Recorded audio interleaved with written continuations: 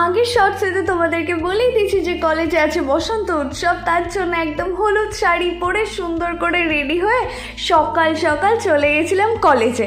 আর কলেজে এসেই শুরু হয়ে গেছে আবির লাগানো, কারণ বসন্ত উৎসবে এসছি, আবিরের রঙে রঙমোলা তো কী করে হবে।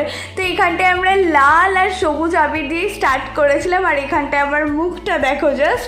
তারপরে আমরা বেরিয়ে গেছিলাম র্যালির জন্য, কলেজ থেকে একটা র্যালি বের করা হয়েছিল, আর এখানটায় আমাদের কলেজের সবাই ছিল। এত বড় র্যালি, আর দেখো চারিদিকে শুধু হলুদ আর হলুদ।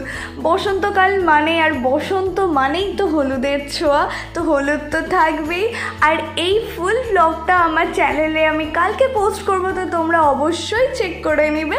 আর এই লম্বা র্যালি পেরিয়ে আমরা চলে যাচ্ছি কলেজের দিকে, আর এটা হচ্ছে আমার ফুল লুক। আর নেক্সট পার্টে দেখাবো আর কি করেছি আমরা।